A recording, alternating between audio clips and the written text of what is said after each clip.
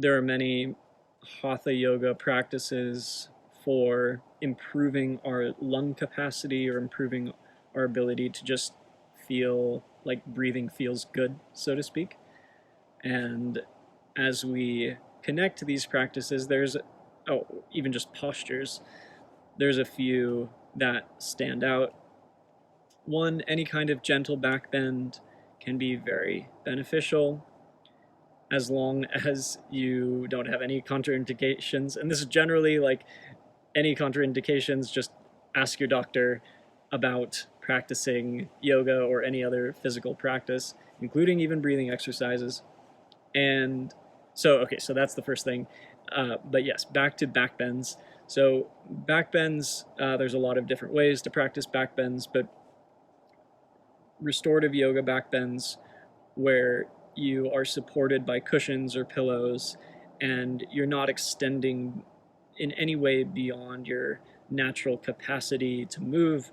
You're simply just expanding beyond perhaps what you're normally accustomed to with your range of motion.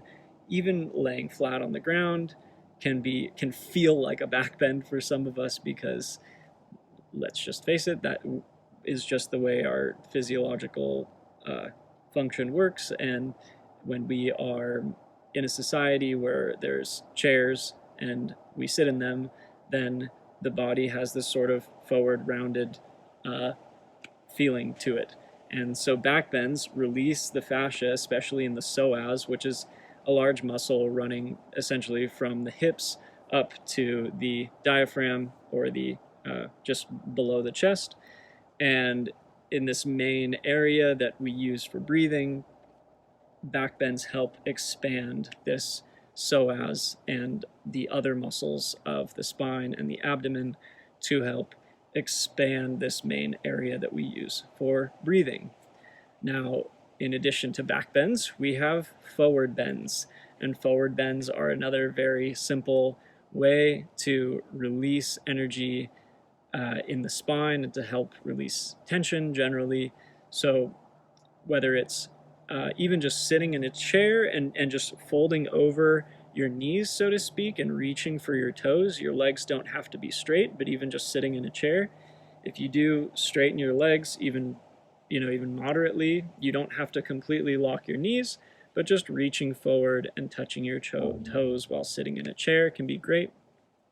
Another great way to practice this is having either your legs up against the wall, like say this is, now there's not really a name for it other than legs up the wall pose, but just having your legs resting against the wall and you're in an L position, and allowing yourself to rest there and breathe there. And then if you like, either reaching up for your toes or reaching your toes towards your nose.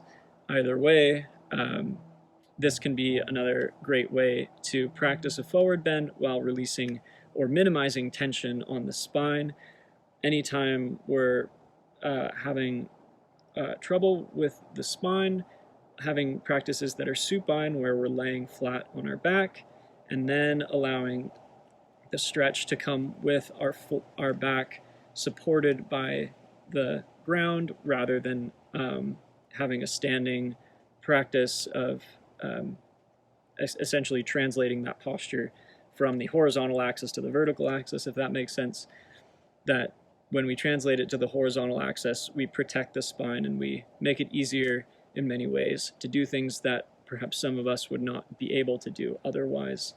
So remembering that laying on the floor and stretching in general is a great way to release the spine. And the last thing I'll say, in terms of, we first mentioned back bends and forward bends, the last thing is twists. So twisting the spine, it's very important to be careful, especially with twisting, warming up the body, practicing forward bends and back bends perhaps first, and then your twists. This, something even as simple as a chair twist, just like this.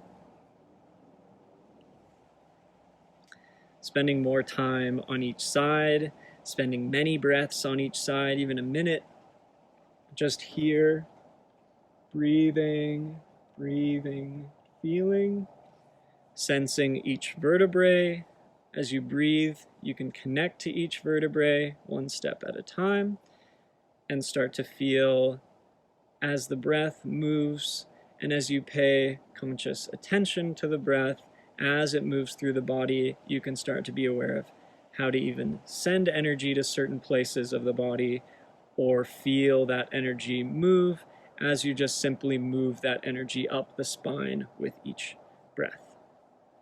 So enjoy experimenting, and at the same time, a word of caution, and remember to relax and enjoy the process, keep it simple, and find a good teacher.